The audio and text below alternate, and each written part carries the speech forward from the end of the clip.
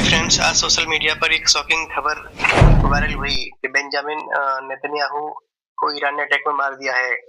कई वीडियोज और photos viral हो गए जिसमें क्लेम किया गया कि इजरायली प्राइम मिनिस्टर की डेथ हो चुकी है। लेकिन क्या ये सच है या फिर एक वार प्रोपेगेंडा और मिस इन्फॉर्मेशन कैंपेन है? आज के वीडियो में हम जानेंगे नेतन्याहू डेथ र्यूमर क्यों फैलाया गया, इजराइल ईरान वार पर किसका क्या इम्पैक्ट हो सकता है और ये कॉन्फ्लिक्ट अब किस डायरेक्शन में जा रहा है। तो फ्रेंड्स, हम बात करते हैं नेतन्याहू डेथ र्यूमर्स कैसे स्टार्ट हुई। यह र्यूमर तब वायरल हुई जब इजराइल और ईरान के बीच टेंशन सडनली बहुत बढ़ गया। सोशल मीडिया पर कुछ वीडियो सर्कुलेट होने लगे जिसमें क्लेम किया गया कि ईरान के मिसाइल अटैक में नेतन्याहू मर गए हैं। लेकिन प्रॉब्लम यह थी, इनमें से ज्यादा वीडियोज ओल्ड फुटेज या अनरिलेटेड क्लिप्स के निकले। एक और वायरल वीडियो में लोगों ने क्लेम किया कि नेतन्याहू का speech video AI generated deep fake है, जिसमें उन्होंने खुद सामने आकर इन र्यूमर्स को रॉन्ग बताया। तो फ्रेंड्स, कुछ यूजर्स ने कहा कि वीडियो में उनके हाथ में 6 फिंगर्स दिख रहे हैं, जिससे स्पेकुलेशन और बढ़ गया। ये र्यूमर इतना वायरल हो गया कि दुनिया भर के लोग पूछने लगे, इस नेतन्याहू डेड या नेतन्याहू सच में मर गए हैं। लेकिन र्यूमर किसने फैलाया, इसकी बात करते हैं। एक्सपर्ट्स के अकॉर्डिंग वार के टाइम इंफॉर्मेशन वारफेयर बहुत कॉमन होता है। ईरान के कुछ मीडिया आउटलेट्स ने भी स्पेकुलेशन पब्लिश किया कि नेतन्याहू शायद अटैक में मर गए हैं, लेकिन कोई सॉलिड प्रूफ नहीं दिया गया। वार के टाइम र्यूमर्स फैलाने के कुछ कमजोर रूल्स होते हैं, जैसे कि एनिमी का मोरल तोड़ना।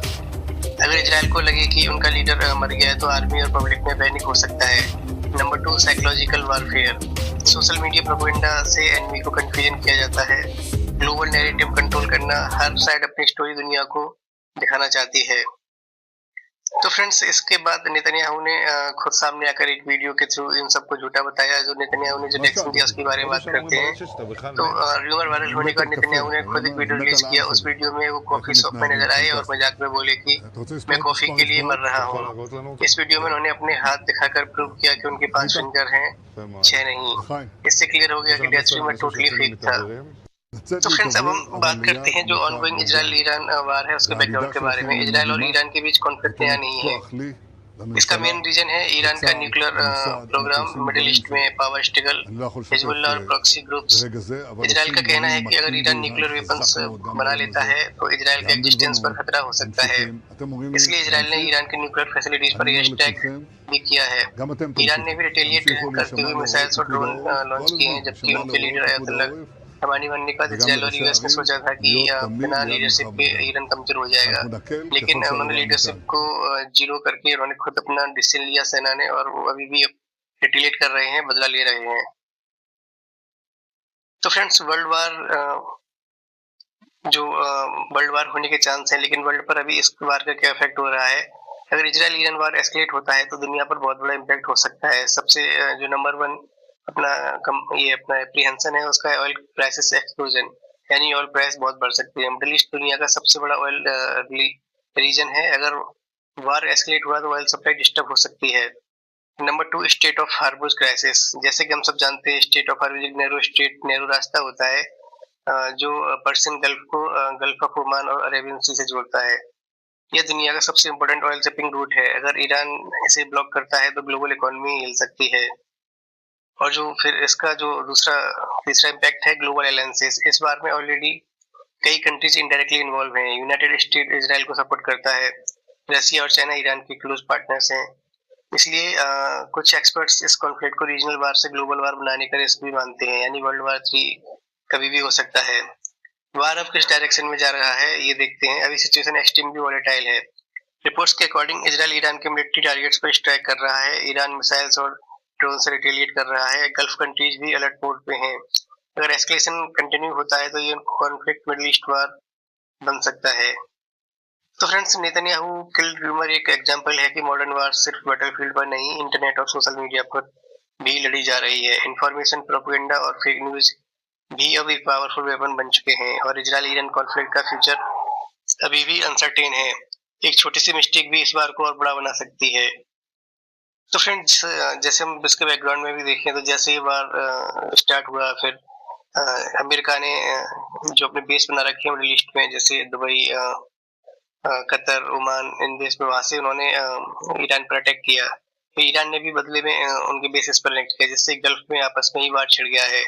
तो इसके बैकड्रॉप में ही बात करते हैं वार और जो गल्फ कंट्रीज में यूएस और इजराइल के जो अटैक्स हो रहे हैं उसका क्या कारण है और इसकी हिस्ट्री क्या है, ये अटैक इस तरह से क्यों होते हैं, पहले भी पास्ट में हुए हैं, इसके बारे में बात करते हैं। तो फ्रेंड्स सोचो, अगर दुनिया की सबसे पावरफुल कंट्री किसी रीजन में वार करे और रीजन डेमोक्रेसी नहीं ऑयल हो। मिडिल ईस्ट में पिछले 30 साल में जितने भी मेजर वार्स हुए हैं, जैसे कि इराक वार, लीबिया इंटरवेंशन, सीरिया कॉन्फ्लिक्ट और अब ईरान का टेंशन, कुछ एनालिस्ट कहते हैं कि सबके पीछे एक ही चीज़ का इन्फ्लुएंस है, वो है oil. Former US president Donald Trump ने भी कई बार ओपनली कहा था कि maybe we should have kept the oil in Iraq, यानी कि जब उन्होंने इराक में गलत आरोप लगाकर, जैसे केमिकल वेपन्स सद्दाम हुसैन ने रखे हुए हैं, आरोप लगाकर इराक पर आक्रमण किया, लेकिन बाद में कुछ वहाँ पे नहीं मिला, तो उनका सीधा टारगेट वहाँ का ऑयल लेना ही था। तो सवाल यह है कि क्या मिडिल ईस्ट वार्स का रियल मोटिव एनर्जी कंट्रोल है, और अगर ईरान में ऐसा हुआ तो क्या ईरान के साथ भी वही गेम रिपीट हो रहा है जैसा कि इराक में हुआ। तो आज के वीडियो में हम डिटेल में समझेंगे मिडिल ईस्ट ऑयल का ग्लोबल इंपॉर्टेंस, इराक वार का सच, ट्रंप का take the oil statement, Iran के साथ यूएस टेंशन और ग्लोबल ऑयल पॉलिटिक्स का रियल गेम। तो फ्रेंड्स समझते हैं मिडिल ईस्ट ऑयल दुनिया के एनर्जी हर्ट जो है उसकी लोकेशन के बारे में और उसकी इम्पोर्टेंस के बारे में। तो सबसे पहले हम यही बात करेंगे मिडिल ईस्ट इतना इम्पोर्टेंट क्यों है। इस रीजन में दुनिया का सबसे बड़े ऑयल रिजर्व्स हैं और जो मेजर ऑयल कंट्रीज हैं वो भी गल्फ कंट्रीज की हैं, जैसे Saudi Arabia, Iran, Iraq, United Arab अमीरात जिसमें दुबई भी आता है, कुवैत। दुनिया की इकोनॉमी अभी भी लार्जली ऑयल पर ही डिपेंडेंट है, जो कि ट्रांसपोर्टेशन, एविएशन, शिपिंग इंडस्ट्री, इसमें भारी मात्रा में ऑयल का यूज होता है, सब ऑयल पर ही चल रहे हैं। इसलिए जो रीजन ऑयल कंट्रोल करता है उसके पास ग्लोबल पावर्स का एक बड़ा टूल होता है। तो फ्रेंड्स अभी हम बात करेंगे स्ट्रेट ऑफ हॉर्मुज, जो कि वर्ल्ड का मोस्ट इम्पोर्टेंट ऑयल रूट है, और हम बात करते हैं कि ये छोटी सी जगह की इम्पोर्टेंस क्या है। तो फ्रेंड्स स्ट्रेट ऑफ हॉर्मुज बहुत ही इम्पोर्टेंट मैरीटाइम चेक पॉइंट है। यह वर्ल्ड की एनर्जी सिक्योरिटी और शिपिंग के लिए बहुत ही क्रिटिकल है। अगर हम इसकी बात करें तो ये किसको कनेक्ट करता है और सेपरेट करता है, तो इसकी बात करते हैं, ये जोड़ता है पर्शियन गल्फ जहाँ से तेल निकलता है, गल्फ ऑफ ओमान और अरेबियन सी से जोड़ता है, और यह ईरान उत्तर में और ओमान और यूएई साउथ में एक दूसरे से अलग करता है। तो फ्रेंड्स इसकी इंपॉर्टेंस क्या है उसके बारे में बात करते हैं। ये वर्ल्ड का ऑयल हब है, दुनिया के 20% से ज़्यादा ऑयल और गैस इस छोटे से पैसेज से ही निकलता है, जो इसे एक स्ट्रेटेजिक लाइफलाइन बनाता है। ये एक बहुत ही क्रिटिकल चेक पॉइंट है, ये इतना पतला है, इसका जो नैरोएस्ट पॉइंट है सिर्फ 33 किलोमीटर का है, और अगर ये बंद हुआ तो ग्लोबल फ्यूल प्राइसेस आसमान छूने लगेंगे, जैसे कि अभी हम देख रहे हैं गैस के रिगार्डिंग भी। और इसके जो की एक्सपोर्टर्स हैं Saudi Arabia, Iran, Iraq, UAE और कतर अपना ज़्यादातर तेल और एलएनजी लिक्विड नेचुरल गैस जो है यहाँ से एक्सपोर्ट करते हैं। इंडिया के लिए यह इंडिया अपनी टोटल क्रूड ऑयल ज़रूरत का 40 से 50% इसी रास्ते से मंगवाता है, इसलिए यहाँ कोई भी ऑयल टेंशन इंडिया की एनर्जी सिक्योरिटी के लिए भी बहुत बड़ा खतरा है। तो फ्रेंड्स ये जो है बहुत ही नैरो पाथवे है, शिपिंग लेन सिर्फ 3 किलोमीटर चौड़ी है हर तरफ, इनबाउंड या आउटबाउंड, इसलिए इसे टैंकर ट्रैफिक मैनेज करना मुश्किल होता है। अब जियोपॉलिटिकल कॉन्फ्लिक्ट जब है तो ईरान और यूएस इजराइल के बीच जो टेंशन हो रही है, ईरान इससे बंद करने की धमकी देता है, जिससे ग्लोबल ऑयल मार्केट में बहुत ही डिसरप्शन आते हैं। तो हम सिंपल वर्ड्स में कहें तो स्ट्रेट ऑफ हॉर्मुज दुनिया की तेल की लाइफलाइन है। ये एक नैरो वाटर रूट है जहाँ से दुनिया की लगभग 20% ऑयल सप्लाई गुजरती है। अगर ये रूट बंद हो जाए तो ऑयल प्राइसेस स्काई रॉकेट हो जाते हैं, ग्लोबल इकोनॉमी सेक हो जाती है। इसकी वजह से गल्फ रीजन में टेंशन डायरेक्टली ग्लोबल मार्केट को इम्पैक्ट करता है, और ईरान के पास एक पावरफुल स्ट्रेटेजिक एडवांटेज है कि वो स्ट्रेट ऑफ हॉर्मुज के बिल्कुल पास है, यानी जब भी उसे किसी कंट्री से रिवेंज लेना होता है तो उसके शिप्स को मना कर देता है वहाँ से निकलने के लिए, और जो उसकी दुश्मन कंट्रीज हैं उन पर अटैक भी कर सकता है, जैसे कि हमने रिसेंट एग्जांपल देखे। तो फ्रेंड्स अब हम पास्ट में जाते हैं फ्लैशबैक में कि जो इराक वार हुआ था 2003 में, उसका क्या रीजन था। 2003 में अमेरिका ने इराक पर इन्वेजन किया। उस वक्त यूएस प्रेसिडेंट थे George W Bush. Official reason दिए गए इराक का डिक्टेटर सद्दाम हुसैन के पास वेपन्स ऑफ मास डिस्ट्रक्शन यानी WMD हैं। इराक टेररिज्म को सपोर्ट करता है, मिडिल ईस्ट में डेमोक्रेसी स्प्रेड करनी है, इसलिए उसको हटाना जरूरी है, इसलिए यूएस और उसके एलीज ने इराक पर अटैक किया। In March 2003, the US-led coalition of Willing invades Iraq. US President George Bush claims he must disarm Iraqi dictator Saddam Hussein of weapons of mass destruction and depose a brutal regime supporting global terror. Since the end of the Gulf War in 1991, a de facto military conflict has continued. US and allied jets enforce no-fly zones in northern and southern Iraq and attack Iraqi air defense, which regularly fires at their aircraft. The US military has thousands of troops in the region and a plan in case of war with Iraq, Operational Plan 1003. But O-Plan 1003 is defensive and involves far too many troops. US Defense Secretary Donald Rumsfeld wants low troop deployment levels, reducing them even further in the post-conflict stages. Some military leaders, like Central Command's General Tommy Franks, disagree. The debates result in delays, lots of changes, and little time for post-conflict stabilization planning. A CENTCOM officer complains. Every friggin' request, they wanted to see the numbers. They wanted to know how many reservists. It delayed every move and sucked energy out of CENTCOM staff. It was ridiculous. There's only so much capacity a staff has, and this was bullshit. It sucked the energy out of long-term thinking. War quickly जीत लिया गया और सद्दाम हुसैन की government गिर गई और सद्दाम हुसैन को फांसी की सजा दे दी गई। और अब इराक वार का जो कंट्रोवर्सी था उसके बारे में बात करते हैं, क्योंकि वार के बाद का बड़ा कंट्रोवर्सी स्टार्ट हुआ। इन्वेस्टिगेशन में पता चला कि WMD यानी जो वेपन्स का बताया था कोई सॉलिड एविडेंस नहीं मिला है। यहाँ से दुनिया भर में डिबेट स्टार्ट हो गई, क्या इराक वार का असली रीजन कुछ और था। कई एनालिस्ट ने कहा है कि इराक का मैसिव ऑयल रिजर्व्स भी एक स्ट्रेटेजिक फैक्टर हो सकता था। इराक दुनिया के सबसे बड़े ऑयल रिजर्व्स कंट्रीज में से एक है, इसलिए कुछ क्रिटिक्स ने उसे ऑयल वार भी कहा। तो ट्रंप का ऑयल स्टेटमेंट क्या है, यहाँ स्टोरी और इंटरेस्टिंग हो जाती है। डोनाल्ड ट्रंप ने ओपनली कहा था, after the Iraq war maybe we should have taken the oil. उनका लॉजिक था, अमेरिका ने वार पर ट्रिलियंस स्पेंड किए हैं तो इराकी ऑयल को कंट्रोल करना चाहिए था। यह स्टेटमेंट बहुत कंट्रोवर्शियल था क्योंकि इंटरनेशनल लॉ के हिसाब से किसी कंट्री के रिसोर्स फोर्स से लेना इलीगल माना जाता है। The oil in Iraq.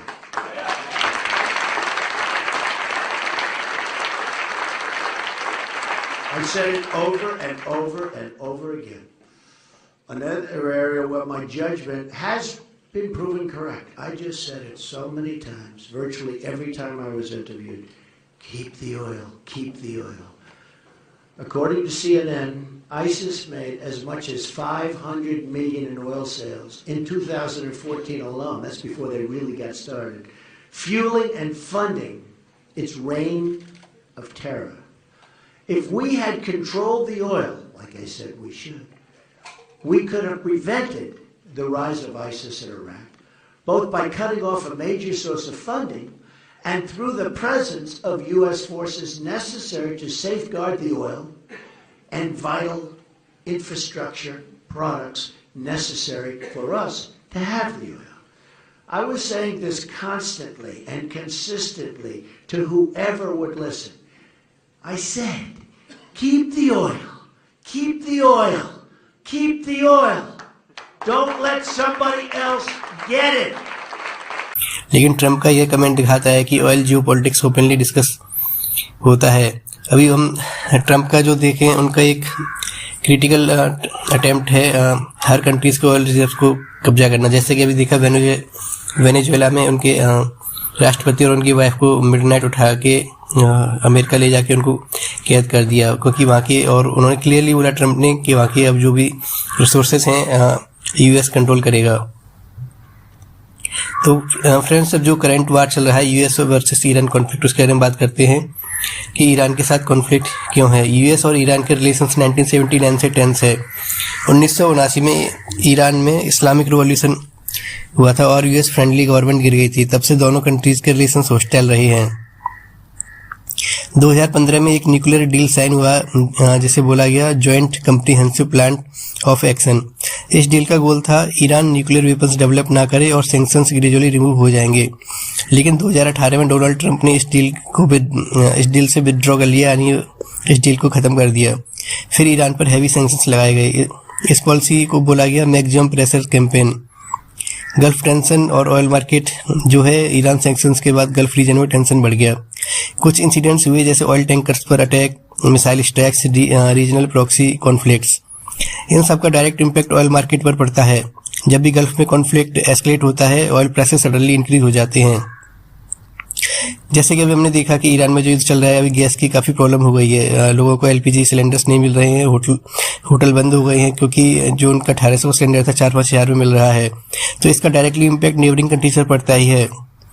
इसलिए इन्वेस्टर्स और गवर्नमेंट मिडिल ईस्ट टेंशन को क्लोजली वॉच कर रहे हैं। तो फ्रेंड्स, ये ग्लोबल पावर्स का भी गेम है। जैसे मिडिल ईस्ट में सिर्फ यूएस और ईरान नहीं, और भी मेजर प्लेयर्स इन्वॉल्व हैं, जैसे चाइना, रसिया, सऊदी अरेबिया।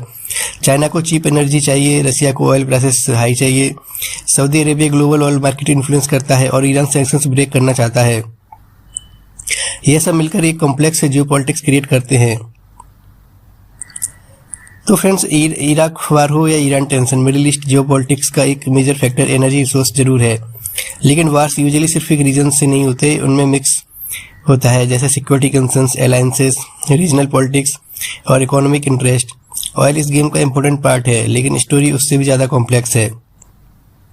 لا تسل عن سلامتي روحه فوق راحتي بدلته همومه كفنا من وسادتي صامت لو تكلما।